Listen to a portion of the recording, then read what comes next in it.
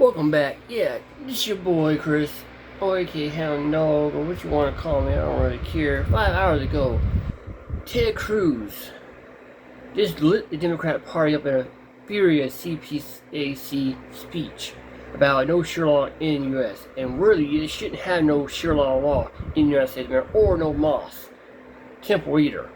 This is America. If you want to have a temple for your religion, like Muslim or Islam or anything like that, do it over there in Egypt, Iraq, Afghanistan. So be it. But not in the fucking backyard of USA, America, people. Please, no. You don't do that shit. And they try to force that law here in Texas. Ooh, boy. I know they got their ass shot down for that. You don't do that in Texas, buddy. I'm sorry. Let's read some rules here. The U.S. has the only law, the U.S. Constitution.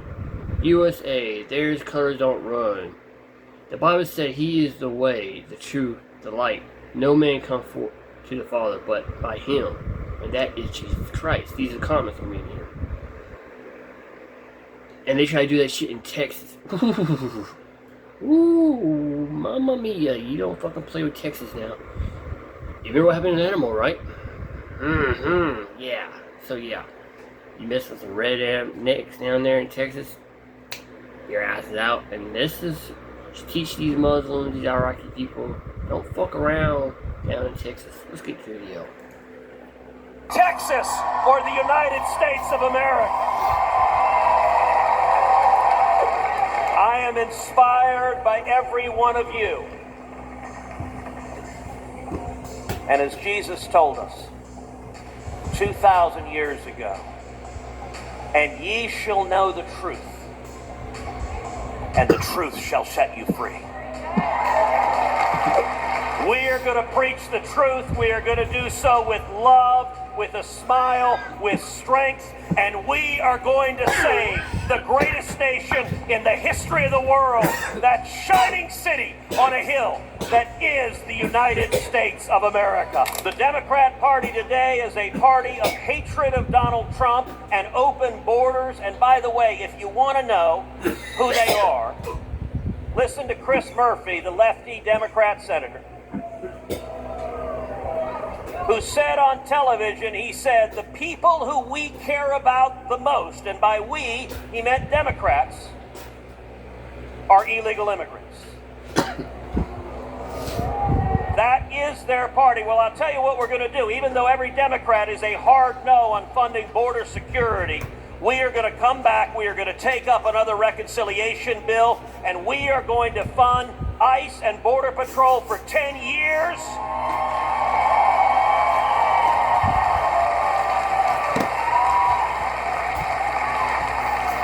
And the consequence of Elizabeth Warren and the rest of these commies is we're going to increase the funding for ICE and Border Patrol when we do that.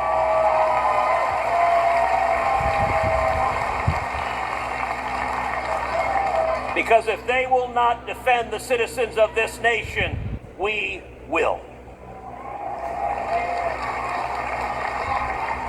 And let me say right now, we also should stand together right now and pass the Save America Act.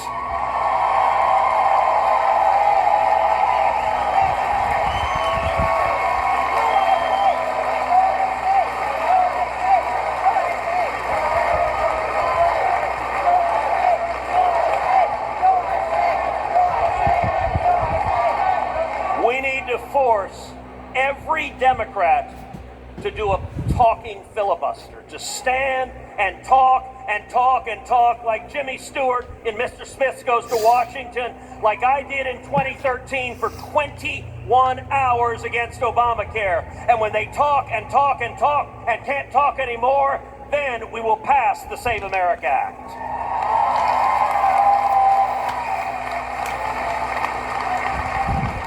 And let me say, looking abroad when it comes to security, we have seen the difference between a weak commander-in-chief and a strong commander-in-chief. Joe Biden came into office in 2021. He inherited a world with peace and prosperity. And he was weak and feckless. And what happened? We saw war break out all over the globe. We saw Russia invade Ukraine. and we saw October 7th as Hamas invaded Gaza. Tragically, they do. And that is the consequence. The reason for those wars is because Joe Biden was so weak that our enemies were not afraid of him. Very true. The left believes the way you avoid war is through weakness. That's true as well. There is a reason that nobody goes and studies and gets a degree at the Neville Chamberlain School of Foreign Affairs. Appeasement does not work. And if you want an object lesson on what a strong commander-in-chief looks like, take a look at the current resident of the Oval Office, President Donald J. Trump.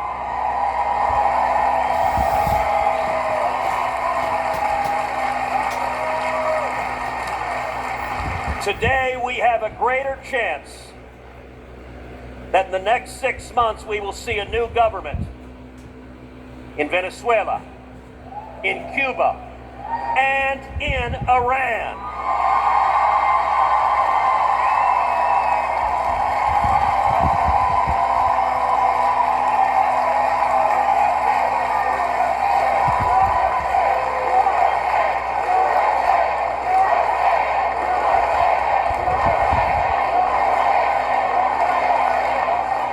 Than any time in our lifetimes. And look, I will admit there are 1,000 ways that could go wrong.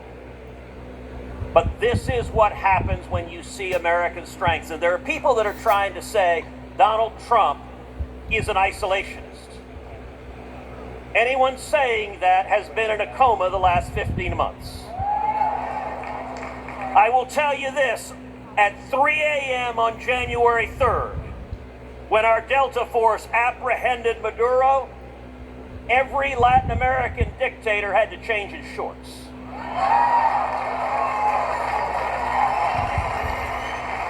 And America is safer, and the world is safer when the president is strong and our enemies are afraid of him.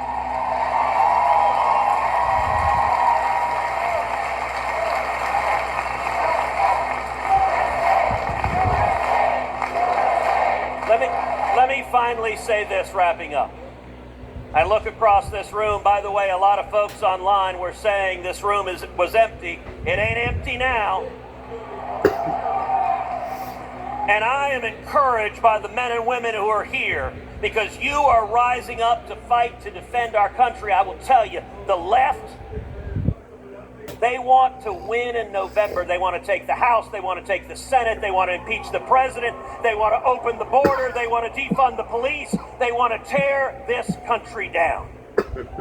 And I am encouraged because I am gathered with warriors who are fighting for liberty, who know what you believe and who know what you are fighting for.